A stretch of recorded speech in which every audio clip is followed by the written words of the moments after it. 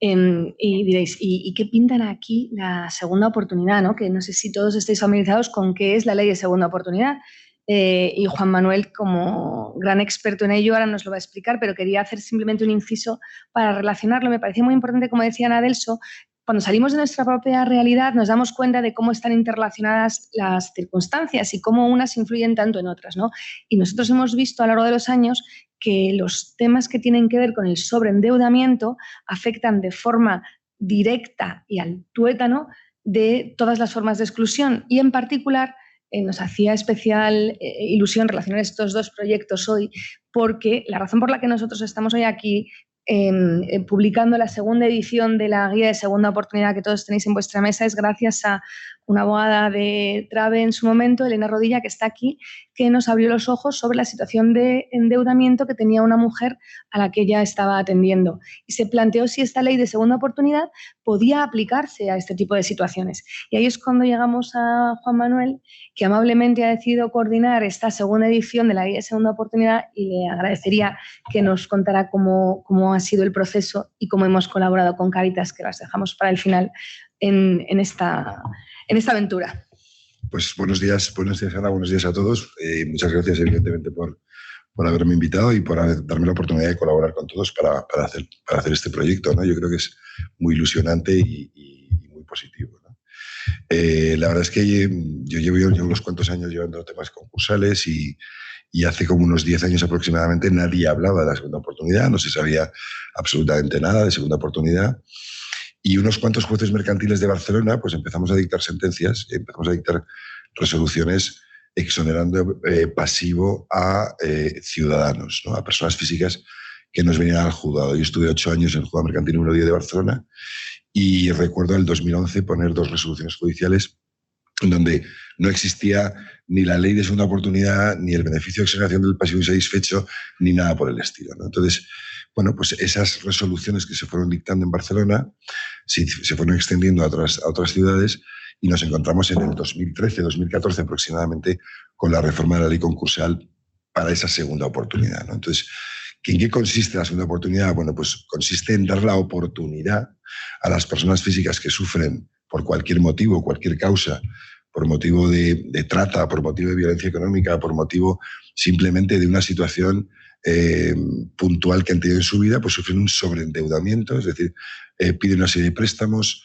llega un momento en que prácticamente no tienen bienes o tienen su vivienda habitual, pero está absolutamente engravada con una hipoteca, no pueden llegar a pagar todas esas deudas, no tienen unos ingresos suficientes, puesto que están, por ejemplo, por debajo del salario mínimo interprofesional o aunque estén por encima, no llegan o no tienen la capacidad económica para hacer frente a esas deudas y darles esa oportunidad entrando en el juzgado, presentando bueno, ahora estamos hablando de acuerdo extrajudicial de pagos.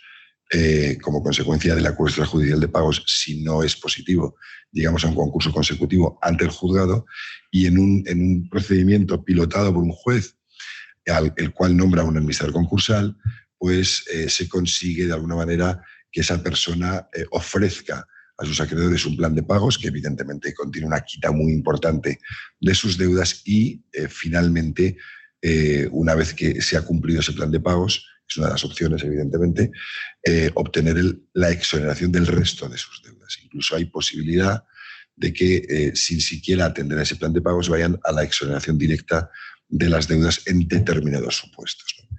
Yo creo que el tema de la segunda oportunidad es un tema que cada vez está más en la palestra, más de moda, ¿no? Evidentemente. Vamos a tener ahora, y no sé si lo habéis leído, ahora mismo hay un anteproyecto de ley de reforma de la ley concursal, que es como consecuencia de la entrada en vigor en España de la transposición de la Directiva Europea de Insolvencias. Nos va a cambiar un poco el escenario. Hay algunas propuestas de mejora, algunas propuestas de modificación de ese anteproyecto, pero realmente la segunda oportunidad sigue estando ahí, va a seguir estando ahí, por supuesto. Y ahora la lucha fundamental en cuanto a la segunda oportunidad, por ejemplo, es el tema de la exoneración del crédito público, ¿no?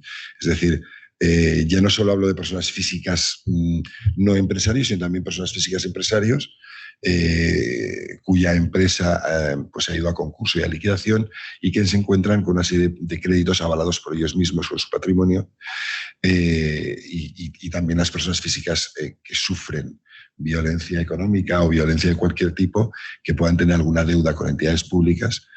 Bueno, pues el siguiente paso que vamos a intentar conseguir o que se está intentando, y los tribunales, a través de una sentencia del Tribunal Supremo de hace 1 año y medio aproximadamente, es que incluso el crédito público, Hacienda somos todos y estas cosas, pues se vaya también o entre dentro del saco de la exoneración del pasivo insatisfecho, ¿no?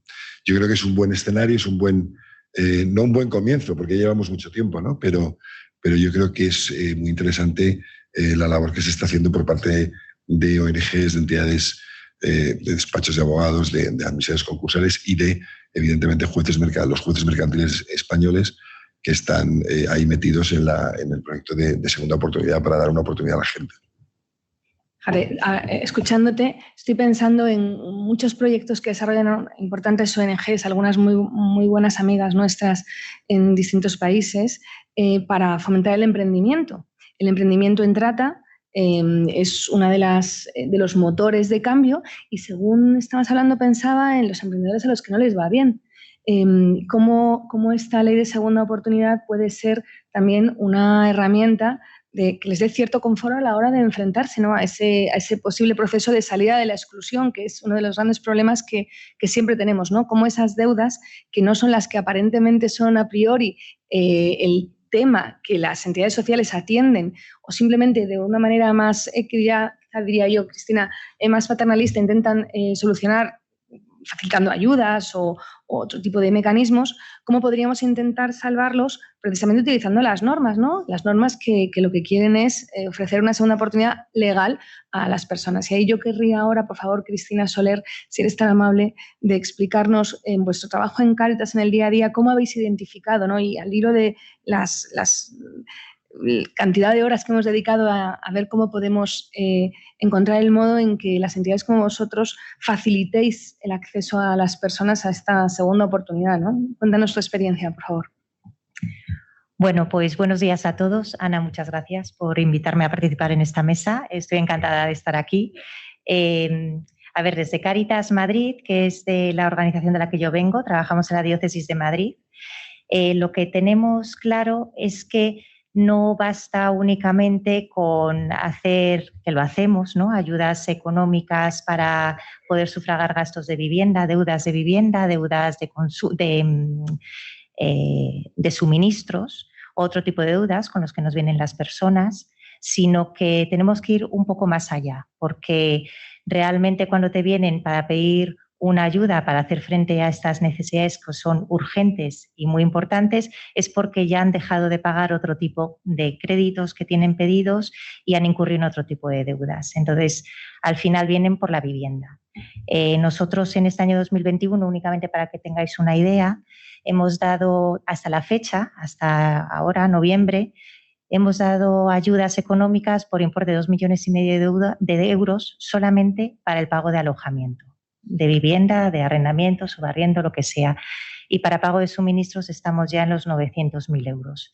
Entonces, detrás de todo eso existen otro tipo de ayudas que también facilitamos para pagar otras deudas que no se contabilizan como tal, pero lo que evidencian es que las personas a las que nosotros acompañamos y en otras entidades sociales están, pues con lo que han dicho todos los compañeros, en un sobreendeudamiento que además les impide afrontar su día a día con tranquilidad, porque al final muchas de estas préstamos que piden, ¿no?, préstamos personales, que son de determinados tipos de entidades, no únicamente de bancos, reciben llamadas telefónicas constantes, cartas, se sienten, pues bueno, en una situación de acoso que es que no les descansa, no les permite enfrentarse a, pues eso, a su día a día, ¿no? Además, hay que tener en cuenta que muchas de estas personas nos vienen ya con embargos constantes en sus cuentas, cuando los únicos ingresos que perciben son a lo mejor pensiones no contributivas o rentas mínimas o otro tipo de ingresos que son inembargables, pero con ese desconocimiento además no tienen para comer, ¿no? Entonces, es un tema muy importante que a nosotros nos preocupa mucho y que lo que buscamos, además, lo hemos comentado más veces, Ana y yo, es, por lo menos en Cáritas, ¿no?, que se hace esa primera atención en las acogidas de nuestras Cáritas parroquiales, que en Madrid hablamos de 456 parroquias, que las personas que hacen ese primer acompañamiento, esa primera detección, puedan ver más allá de la petición de la ayuda concreta y poder canalizarlas hacia el mecanismo de la segunda oportunidad.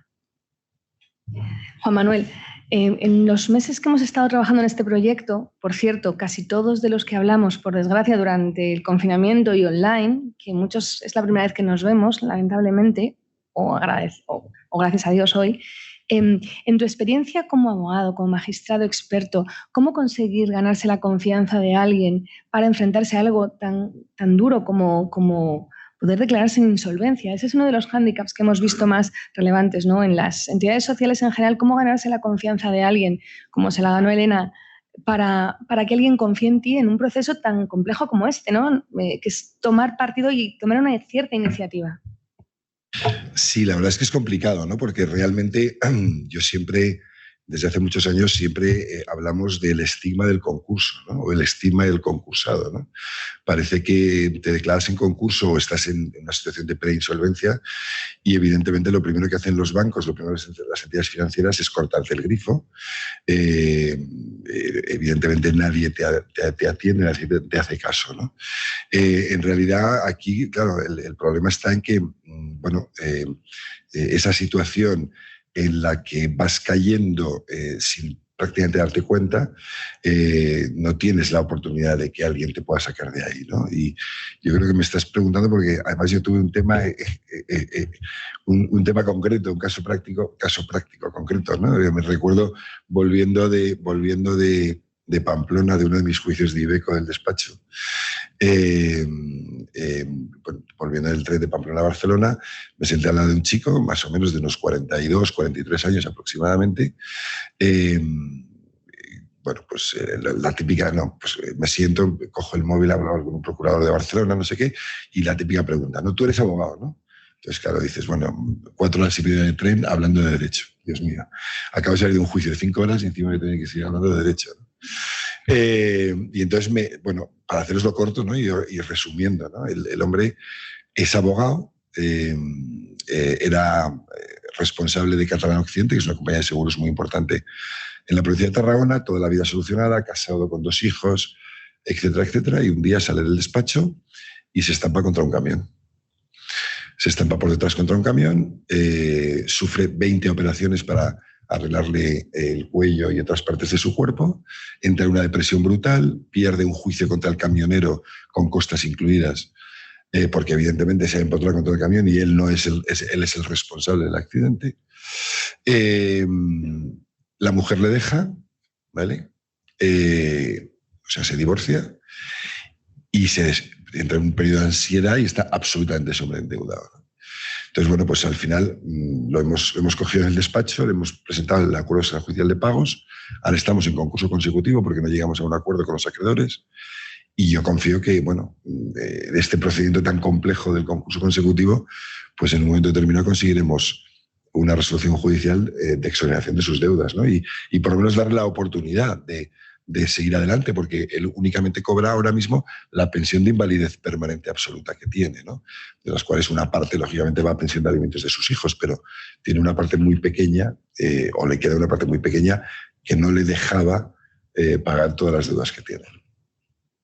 Precisamente por eso, preparando con Cristina esta nueva versión de la guía de segunda oportunidad para personas en situación vulnerable, que es el enfoque que nosotros le hemos dado y que todos tenéis acceso a él, también estará online en nuestra página, que también tenemos una página específica sobre segunda oportunidad. Lo que queremos, Cristina, y por favor dinos cómo crees que es la mejor manera de hacerlo, y después os daré la oportunidad a todos de decir una última palabra. ¿Cómo crees que podemos llegar a las entidades sociales mejor con estas iniciativas jurídicas tan complejas, que son las que en realidad nosotros creemos que podemos colaborar mejor, porque ahí es donde está nuestro canal, ¿no?, básico? Pero ¿cómo te parece que podemos conseguir llegar más a los voluntarios, llegar más a las entidades sociales, a las personas que atienden de primera mano a todos los que llegan, sobre todo en organizaciones como la vuestra o quizá quizá después Ana también nos puede compartir cómo en Trave y en otras asociaciones que se dedican más a personas que sufren otro tipo de violencia, ¿cómo podemos llegar a ellos? Bueno, pues yo creo que lo primero con la colaboración estrecha, lógicamente. Es una colaboración de ida y vuelta. Nosotros tenemos que detectar qué situaciones estamos percibiendo en términos de derechos y trasladároslas a las organizaciones jurídicas y para vuestra colaboración pro bono, para que a su vez podamos construir, como en este caso, en la segunda oportunidad, una guía, que es una guía que realmente es muy intuitiva. Yo creo que los supuestos que cuentan son reales, nosotros vivimos esos y otro tipo de supuestos. Además, es que se ha hecho un esfuerzo por clarificar conceptos jurídicos que son complejos para que sean asumibles y entendibles. Y además el itinerario en general, como se explica, la verdad es que la guía está muy bien, Ana. Yo creo que enhorabuena a todos los que habéis colaborado en ella porque es estupenda. Y creo que lo que hay que hacer es difundirla convenientemente, formar a las personas que hacen, en nuestro caso, en nuestra organización, es muy importante lo que ya os he dicho, esa primera atención. A lo mejor en otro tipo de organizaciones sociales el enfoque es distinto, ¿no? Pero la formación y el conocimiento, el tener presente las personas que atienden a las familias y a las personas que acuden a nosotros, que puedan detectar que existe esa necesidad de la segunda oportunidad. También ya para lo que es este tema concreto, toda lo que es orientación jurídica en la primera fase, en la fase extrajudicial, es muy importante, y la calificación jurídica de los supuestos que se plantean, porque no siempre puede ser una solución, puede haber otras alternativas para enfocar el sobreendeudamiento. Entonces, bueno, sobre todo formar e informar, y el apoyo jurídico muy bienvenido sería. Gracias, Cristina. Pues la verdad es que para terminar, tenemos unos minutos, querría pediros no sé si un titular o unas palabras, ¿no? Algo básico de cómo creéis que la colaboración entre todos puede mejorar la situación de las personas vulnerables con las que hablamos. ¿Cuál creéis que es vuestro papel o el papel de todos en ello? Lucía. Bueno, pues yo creo que bueno, en todos estos temas la labor de las entidades sociales es fundamental y ellas son las grandes luchadoras que están día a día identificando estos problemas y trabajando con las personas vulnerables. Pero creo que desde el despacho y desde las clínicas jurídicas se puede hacer una labor muy importante, porque ellas nos trasladan los problemas concretos y nosotros podemos dar soluciones generales a esos problemas que ellos identifican mediante estudios, pues, por ejemplo, con el tema de la identificación. Ellas son las que luchan a diario con que se identifique a una determinada víctima, con que se le dé la asistencia que necesita. Nosotros podemos ir más allá, identificando cuáles son esas lagunas de nuestro ordenamiento jurídico y dando soluciones generales. Con lo cual yo creo que para mí, por lo menos, es un placer poder colaborar en estos asuntos y creo que es muy necesario que nos animemos todos a participar. Así que muchas gracias, Ana, y a la Fundación por ponernos a todos en contacto y poder sacar adelante proyectos tan interesantes y tan bonitos como los que están en marcha. Ana, ¿algún reto? No solo veamos lo positivo, ¿qué tenemos que hacer?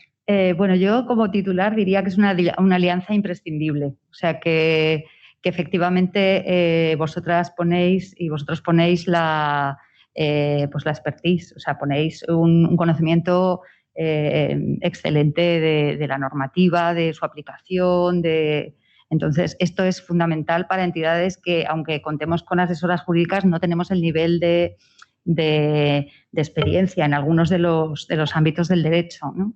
Entonces, me parece una alianza imprescindible. Como retos, pues bueno, muchísimos, pero creo que un reto es conseguir, bueno, pues involucrar a profesionales que estáis alejadas y alejados de lo social necesariamente porque estáis en vuestro día a día y con muchísima exigencia, ¿no? en vuestras profesiones, y esto es así, pero conseguir involucrar una partecita del trabajo vuestro en estos procesos y a la vez también conseguir que las entidades sociales pues muchas veces se acerquen a iniciativas como no solamente jurídicas, ¿no?, como esta ley de segunda oportunidad, sino también a tecnologías y a procesos de trabajo que nos son más ajenos y que creo que tenemos que incorporar necesariamente para mejorar. Gracias, Ana. Cristina, por ir en orden de mesa. Bueno, a mí me parece que todo el trabajo que llevamos haciendo en estos 2 años es extraordinario. Creo que hemos tocado unos palos que desde luego tienen una aplicación directa en las personas que acompañamos. Estaba también pensando que ayer por la tarde estoy hablando con un compañero de nuestra Cáritas Vicaría 5, que es una zona del sur de Madrid muy compleja, y me comentaba que lo que preparamos durante el COVID de subarriendo, que lo están utilizando a diario, porque es una zona donde todo es subarriendo de habitaciones. Entonces, esto que se está preparando también ahora realmente es que tiene, de verdad que tiene un impacto directo sobre la vida de los demás y un impacto muy positivo. Entonces, yo creo que estas colaboraciones son imprescindibles y estamos muy agradecidos. Aprovechamos para invitaros a todos, querida Blanca, aquí en representación de la Universidad Autónoma, al acto que tendremos el próximo día 30 para presentar este proyecto sobre la segunda fase de la guía de segunda oportunidad, perdón, de subarriendos, que también hemos preparado junto con Cáritas. Bueno, es una pregunta un poco difícil, ¿no? No sé, nosotros desde el proyecto, ya que se ha hablado mucho de identificación, nos parece que el reto, o sea, nosotros trabajamos con datos, hemos estado trabajando con las estadísticas oficiales disponibles, también las que nos han facilitado las ONGs, y una de las dificultades, y que yo creo que al final determinan la identificación de las personas, es el problema de que las palabras son polisémicas, ¿no? Entonces, que no todos estamos de acuerdo en lo que es una víctima de trata o en definir cuándo se produce ese momento en el que una persona deja de ser una persona libre para convertirse en mercancía, ¿no?, por decirlo de alguna manera rápido. Entonces, en este contexto, el reto, por ejemplo, de investigadores, pero también de los estudiantes, los alumnos, las entidades que han trabajado con nosotros, los profesionales, es intentar realmente ponernos de acuerdo en conceptos que sean operativos, que a lo mejor no nos pongan de acuerdo en todo, pero sí que nos sirvan para finalmente determinar cuándo estamos ante una víctima de trata. Y esto es muy complicado porque lo que hemos descubierto es que mientras hacíamos entrevistas a los agentes es que para una persona, yo qué sé, la captación era una cosa y los medios otra. Entonces, claro, es muy difícil. Realmente decimos que necesitamos datos y que son malos, pero es que es muy complicado recoger buenos datos, ¿no?